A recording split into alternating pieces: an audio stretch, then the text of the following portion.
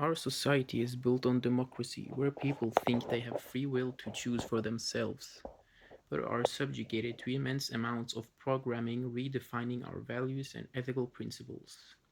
If we want it or not, other factors are a part of the choices we make, thus making it an illusion of free will. Still, in Islam, we are told to read for ourselves and find out for ourselves. This is because respects our free will and ability to think and leaves us responsible for our actions. The saying goes that if a man is searching for truth with an open heart, eventually he will be led to Islam by Allah. So, what is this truth? While in man came knowledge of good and bad, doth there exist the ability of positive and negative influence and perception. There came a nakedness, a sense of ourselves as something missing, thus making ourselves appear not whole but open, a longing for something. There has always been the possibility of unjust in man. The conscious and intelligent manipulation of the organized habits and opinions of the masses is an important element in democratic society. Those who manipulate the unseen mechanism of society constitute an invisible government which is the true ruling power of our country. We are governed, our minds are molded, our tastes are formed, our ideas suggested, largely by men we have never heard of. This is a logical result of the way in which our democratic society is organized. A thing may be desired not for its intrinsic worth or usefulness, but because he has unconsciously come to see in it a symbol of something else, the desire for which he is ashamed to admit to himself or isn't even fully aware of. A man buying a car may think he wants it for purposes of locomotion. He may really want it because it is a symbol of social position and evidence of his success in business or means of pleasing his wife. If one can design propaganda or psychological operation that bypass the conscious and rational faculties of the individual, targeting instead suppressed emotions and hidden desires, it is possible to move people to adopt beliefs and behaviors without them being aware of the underlying motivations leading them on. Edward Bernays. This is Edward Bernays. What he says has proven to be true, as we have seen it in full effect in society. The psychology theorized by both Edward Bernays and his nephew Sigmund Freud has largely given answers to a lot of the questions about the nature of human beings. What is said by them has been proven by studies of the brain and behavior of human beings, thus making me feel confident in using it to see for myself around me, to see our society, to get to know myself, and to get to know other human beings. As a member of the consumer society, we've all been subjugated to subliminal messages. Long considered the dark art of persuasion, subliminal messages are often connected to conspiracy theories of politicians and advertisers using them to manipulate our minds and modify our behaviors. Quote, our minds consist of two interacting parts, the conscious and subconscious. Our conscious mind gives us executive control of our mind. With consciousness, we can think, judge, feel, and experience with awareness. Popularized by Freud, the term subconscious referred to part of our mind that operates below the level of conscious awareness. Think of it as a secret hiding place for our desires, motives, and past experiences that exist outside of our conscious awareness. What's really fascinating is that our subconscious behavior is always on autopilot. Our subconsciousness is more powerful than consciousness. When it comes to processing information, subconsciousness is able to process 20,000 bits of information simultaneously, while consciousness can deal only with a smaller bit of information at the same time. One example that illustrates how subliminal stimuli influence our behavior through conscious perception is the German wine and French wine experiment. In an experiment conducted in a British supermarket, a selection of German and French wines of the same price and sweetness were displayed. The store then played German and French music on alternate days. What happened next is intriguing. Sales of German wine increased on days when German music was played, and the same occurred with French wine when French music was played. Interestingly, even though the consumers in this case could hear in store music, very few of them reported music as a main factor in the choice of wine. This shows us how we are not aware of what our subconscious is aware of, and also how it is affecting us. Our brain and attention span has changed throughout this stimulative age, but we are subjugated to subconscious programming through movies, TV series, ads, music, social media, and newscasts. We are diverted away from truth by the amount of information and stimuli that is distracting us out there. Throughout history, divide and conquer has been an age old tactic used by men who had an outer vision for resources, materialism, or power. In computer science, divide and conquer is an algorithm design paradigm based on multi-branched recursion. A divide and conquer algorithm works by recursively breaking down a problem into two or more subproblems of the same or related type, until these become simple enough to be solved directly. Quote, in some scenarios, we have seen countries, America, using this tactic to make the two-part fights among themselves by funding each one to kill each other. In the name of what? Economic growth? Survival of the fittest? Are you saying that we are animals and not humans, so you don't know about free will? Well, because this is what separates us between them, you see? As a large group of people are harder to take out single handedly, it is more possible to take out one on one. A population united is always stronger than those who rule over it. Niccolo Machiavelli. A ruler may have thought to himself, divide the many and weaken the forces, which are strong when united but weak when torn apart. This is an attempt to remain in power or gain power over them. Quote, now by dividing a population along lines such as race, class, religion, gender, or political reference, or in other words, into groups naturally made to clash with each other, the masses are now busy amongst themselves and walking around with invincible barriers which separates everyone further. Not only does the population as a whole become weakened, but its eyes are diverted away from the actions of those operating behind the scenes who constitute the invincible government who control the destiny of millions. So we are misguided to base our personal identity primarily on our group memberships or political beliefs, gender or ideas, and even interests. It is only fairly recently that we developed the ability to become aware of ourselves as individuals separate from any group or tribe and thus walking in the path of personal interests instead of the group interest. We now work solely for the purpose of our own ego and personal gain. Our vision for the future involves possibly only ourselves and those who give you what you need. With an atheist belief and a capitalist mindset for materialism, where do you then get your value for other human beings? Where do you get your ethical principles? From trial and error? Or from your inner compass of good and bad? How do you learn that the mistake you made was a mistake if nobody tells you it is a mistake to act as you did? You will likely never know, and most likely ignore your inner compass of good and bad if you aren't told what's right or wrong, especially throughout your early years where your brain is formed. Human nature also contributes to the emergence of amorality. If you're not exposed to contradictory opinions, you can convince yourself to just about anything.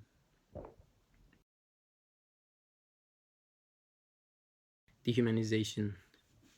The face of evil is one's face, writes Roy Baumeister in his book Evil Inside Human Violence and Cruelty. It is always a false image that is imposed or projected on the opponent. And philosopher Hannah Arendt said the most horrifying thing about the Nazis was not that they were so deviant, but that they were terrifyingly normal. Pure evil, argues Baumeister, is just a myth. Psychologist Albert Bandura would probably agree. He theorized that people who do evil have justified the morality of their actions to themselves in some way by convincing themselves their behavior is normal. These people can separate and disengage themselves from immoral behavior and its consequences. Redefining the behavior is a manner of changing perspective so one's behavior seems less reprehensible than heroic. Many hate groups use this approach, so did a great deal of World War II propaganda. For example, while most people believe that hatred and killing are generally wrong, hating and destroying something you have defined as evil is a whole different ballgame. Nazis referred to Jews as rats and vermin. Hutu extremists who organized the Rwandan genocide called Tutsi cockroaches and snakes. Moreover, dehumanization is fourth on the list of the 10 stages of genocide, developed by Professor Gregory Stanton. This stage explains that by equating members of one social group with animals, vermin, insects, or diseases, the majority group is thought to regard the other group as less than human and even alien to their society.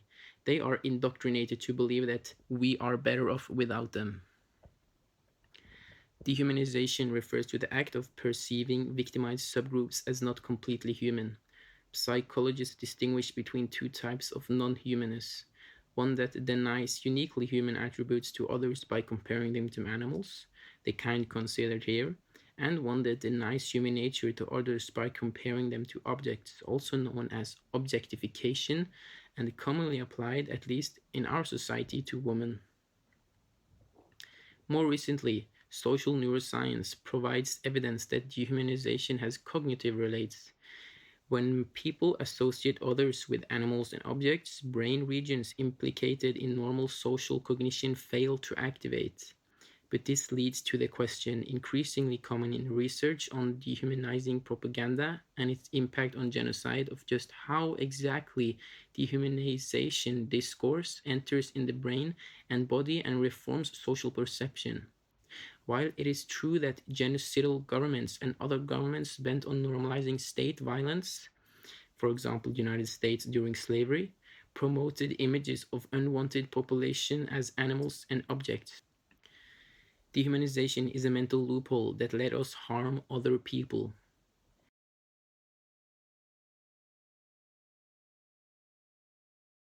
Thousands of years ago, humans would have felt a pang of anxiety when they saw the silhouette of a foreign tribe marching over a hill. We still have that anxiety inside of us. Often, people's spontaneous knee jerk reactions to other people who are dramatically different from them is negative, says Susan Fiske, a psychologist at Princeton University and a leading expert on prejudice.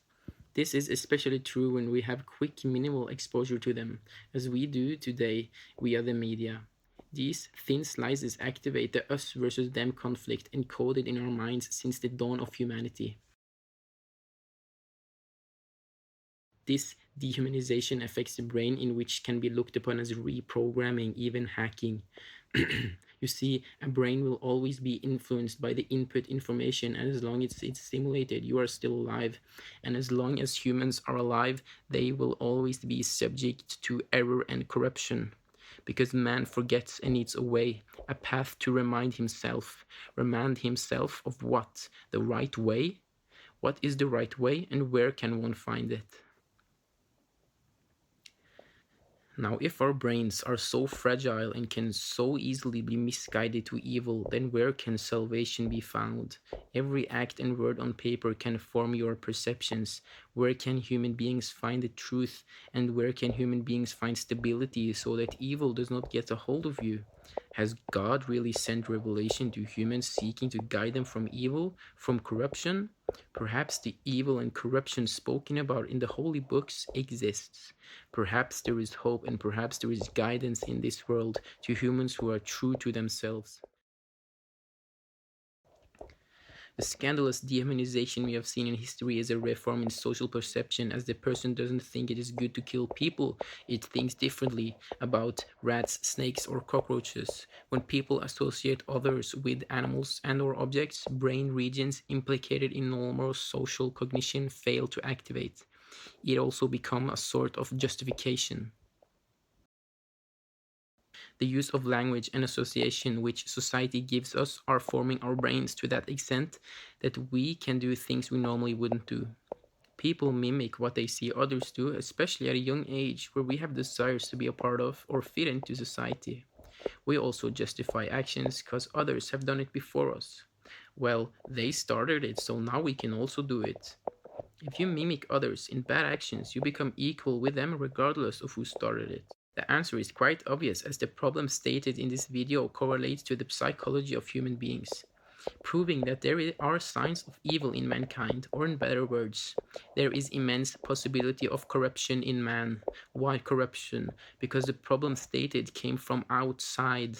Man is born perfect but will be subjugated to its environment, thus subjugated to its programming. If man isn't given the chance for truth, goodness, and stability, then who can blame them? But if man is given the chance to do these things, then their actions are their own, and the result will be their own to blame. Human beings need guidance. It will either way be subjugated to influence by some, so Allah made sure to give man the chance for stability, truth, and good in every society. Islam being able to shape the best of characters. These religions, which have come throughout time, have been a source for right guidance: Judaism, Christianity, and Islam. Now, every religion which came served its purpose for its time. Islam is the religion where its guidance will be most beneficial for man, where its purpose is for guidance towards our actions which are leading to infinity. Quote, in physics and chemistry, the law of conservation of energy states that the total energy of an isolated system remains constant. It is said to be conserved over time. This law means that energy can neither be created nor destroyed. Rather, it can only be transformed or transferred from one form to another. This hinting to the infinite of Allah.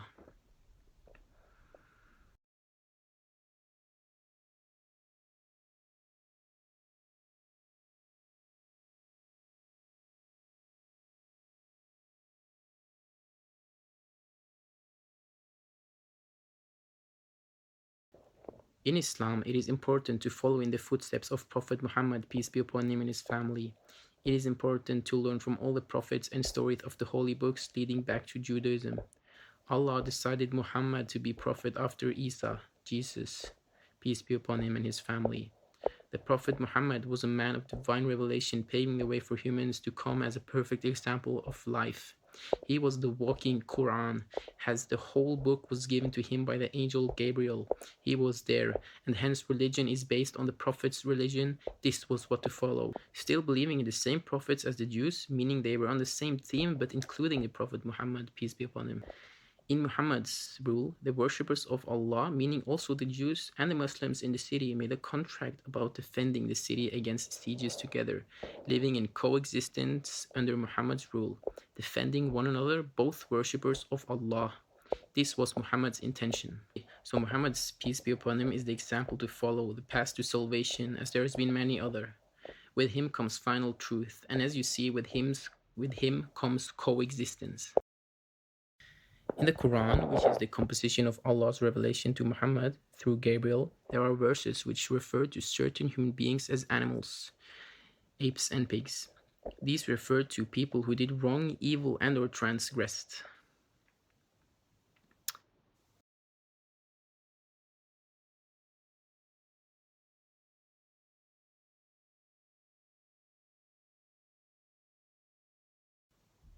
A man who is unable to restrain from his appetite and or lust is in classical Arabic referred to like an ape, meaning behaving like an ape. Similar terms or phenomenons do we have in the English language, where people are referred to as pigs when they can't control their sexual desires.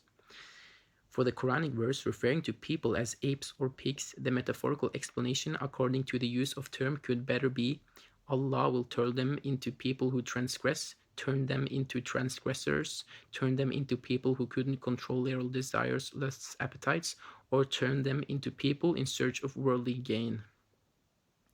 For the interpreter who uses these verses as justification for killing, hate, or enmity, they have indeed been subject to great error and flaw. Any justification for killing is wrong, and your interpretation in reality shows us who you are, because the verse opens up the possibility of dehumanization in the interpreter. But in reality, it tests the interpreter to show if they are righteous. It is not talking about a race nor about animals. It is referring to instances in history where believers in Allah transgressed, where some ignorant people did a behavior which made Allah angry and which we should learn from. This also shows us the polarity of interpretation in the Quran, an example of metaphorical interpretation versus the danger of literal interpretation. or even etymological interpretation. In this scenario, the literal interpretation can result in failed social cognition, thus making you misguided. There have been examples where this verse has been used to justify killing the Jews. It has also been used to dehumanize them, so that killing them was made easier. Who used these verses to dehumanize Jews? Well, mostly people in political opposition against them. So they are using the verses for worldly gain themselves. Are they then any better? People need to be very careful into pointing out an enemy. The real enemy is the one hiding in plain sight. The real enemy is the one that thinks to himself, divide the many and weaken the forces which are strong when united but weak when torn apart. This is an attempt to remain in power or gain power over them. A man who transgressed is not an enemy of a Muslim, but an enemy of dunya and himself. The enemy is the oppressor, not the transgressor. I find it interesting that in the creation of every terror organization using the name of Islam, there has been help and interference of the United States of America from the beginning. Al Qaeda, ISIS, Taliban, you name it, also having interfered in almost all conflicts on earth under the excuse of the Marshall Plan, they have managed through intelligent means of warfare to get an enormous amount of influence. It interfered in the West after and before World War I, World War II. The American interference in the Middle East did not benefit anyone except themselves. Neither has Latin America benefited from American influence, rather the opposite, exploitation and abuse. Asia, similarly, as they were huge opposition against the United States, they witnessed and were subjugated to the divide and conquer tactics as the same with other countries, often where Russia took a part of the game, imitating the United States itself, taking a part in a global influence warfare, communism versus democracy. Perhaps the leaders of the country think, how can we abuse these countries and influence them with our ideologies through propaganda? We want them to hold our values and to be connected to our state of rule. The hidden government gets enormous amounts of political influence. With the American interference of other countries comes transgression, oppression, through materialism, capitalism, consumerism, liberalism, sexism, and humanism. Perhaps for a man searching for worldly pleasure, this is very appealing, but as for a man searching for Jannah, searching for heaven, comes the search for truth, righteousness, restraint, law, order, submissiveness, and goodness. Che Guevara was a man driven by the injustices he saw done by one oppressor. The oppression was done by the United States of America. Thus, in his life, he became devoted to work against capitalism and imperialism. Che believed the followers of capitalism were blinded by the seemingly infinite horizon that they believe is in front of them, thinking nothing could go wrong. In a letter to an editor in Uruguay, Che states, in a capitalist society, individuals are controlled by a pitiless law usually beyond their comprehension. He did not blame the people of capitalist society for following the economic system of capitalism, but rather the leaders of the capitalist society. In his eyes, the leaders were only propagandists that make capitalism out better than what it truly is. He says that the propagandists are liars in how they show capitalism because they would leave the image of poverty and suffering that the capitalist society brought to some people in it away. Che preached his anti capitalist beliefs everywhere he could. He did it in the letter to the editor in Uruguay and also during the Cuban Revolution. After the victory of the Cuban Revolution, Che envisioned a formation of strictly anti capitalist society and wanted to make sure that Cuba did not fall into the lies he thought capitalism to be. The enemy of man is the oppressor. It will always be. The oppressor doesn't care about transgression. Why should it do that? It certainly supports its own transgression. And if its transgression only affects himself, then he is not an oppressor. Why should we then care about it other than not following that example? But when the transgression becomes oppression towards others, then there is something totally wrong. Every type of Western nationalism is idolizing itself over others in race and ethnicity. Every Western nation who supports economic growth through capitalism is supporting the oppression of others. This is the enemy, the capitalistic system based on imperialism, the materialistic system, also technological development and consumerism, the slavery of the masses through influence from thughood, the slavery of the masses through their own dopamine jail, the slavery of the masses through their own perception, the slavery of a nation through propaganda.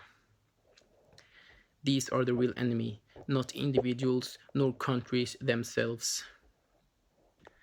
So the Muslim Ummah shall seek to free itself from these evils of our time. It needs to unify under one caliph and leave capitalism, leave consumerism, leave materialism, and go back to living as we did in the Islamic Golden Age, even the time of Prophet Muhammad, peace be upon him.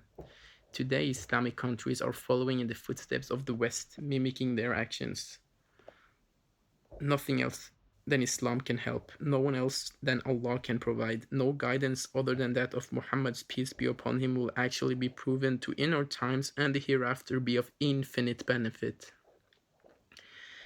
Do you then think it's justified according to Islam to have an atom bomb as mean for defending oneself? No. With this comes death of thousands of civilians. I would rather hold my faith in Allah than hold such a thing. A society where everyone submits everything to Islam is a society where everyone submits everything for peace.